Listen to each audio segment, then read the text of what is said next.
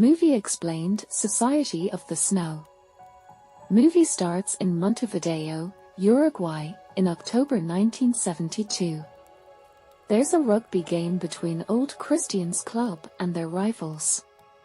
Roberto, a young player, grabs the ball but doesn't pass it to his teammates, despite others telling him to. He gets tackled, and they lose the game. But instead of feeling down, they're excited because their next game will be in Chile. They see it as an adventure, which makes them happy. The plane from Uruguay takes off with 40 people on board, including 19 rugby players from the Old Christians Club and 5 crew members. Neumer was studying law and joined his friends on the trip. Everything was going well as they took photos and enjoyed themselves.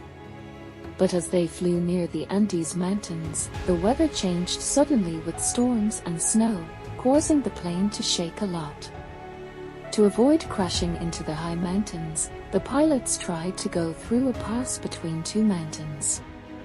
But they lost control, and the plane crashed into the snowy Andes.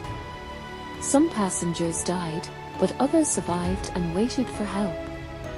It was October 13, 1972, day 1 of their struggle. The crash killed the pilot quickly, and all the equipment was broken, cutting off communication with the outside world.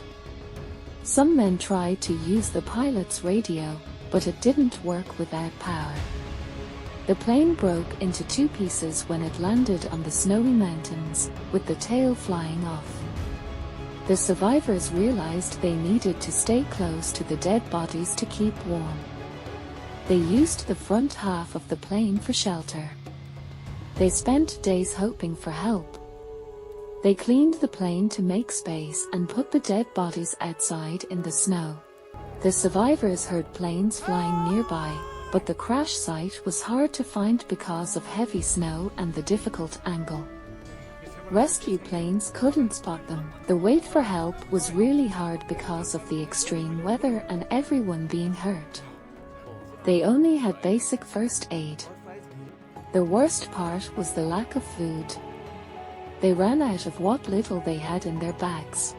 It was so cold there that there were no animals or plants. They had to stay put because they couldn't move far in the snow. Neumer tried to find the other half of the plane, but they couldn't go far. They realized they couldn't even see the plane from halfway up the mountain.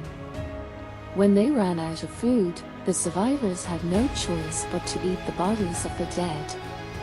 They tried eating things like seed foam and leather first, but it didn't help. Some even ate their own skin, but it wasn't enough. When they first talked about eating the dead, many had moral and religious objections. Eating human flesh is seen as a sin by religion, and some refused to do it. Nando's sister Susanna died from cold and hunger on the 8th day. The survivors couldn't fight their hunger anymore and had to eat human flesh to stay alive. They tried to do it as respectfully as possible. As days passed with no hope of help, the survivors agreed to let each other eat their bodies if they died. Some still found it gross and ate the meat with snow to hide the taste. Surviving for 72 days in the snowy Andes was really tough. The group found electronic parts from another crash and made a makeshift radio to listen for rescuers, but they heard that no one was coming. The survivors faced even worse weather with snowstorms and avalanches. The plane got buried deep in the ground, and more people died. Some waited for help because they were too weak, while others from the rugby team went hiking to find help. On the 36th day after the crash, set out towards the east, hoping to reach Chile behind the mountains. But Neumer had to go back because of a bad foot infection. Back at the plane, 2 men died from infection and cold. The other 3 found the broken tail of the plane. They tried using parts from the tail to contact help. On November 29, 17 survivors were still there. Tintin took pictures of them. When Neumer died on December 11, the the rest decided to try again. With winter passing, Roberto, Nando, and Tintin could walk towards Chile. They faced bad weather but finally spotted a valley leading to Chile.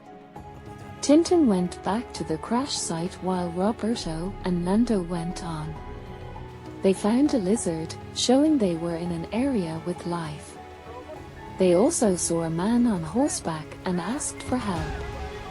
They were taken to a village and sent a message to Chile for help. They reached the village on December 22nd, where police and reporters were waiting. The news spread, and rescue helicopters came. One survivor refused to leave without his suitcase. The survivors helped each other and found hope in human strength.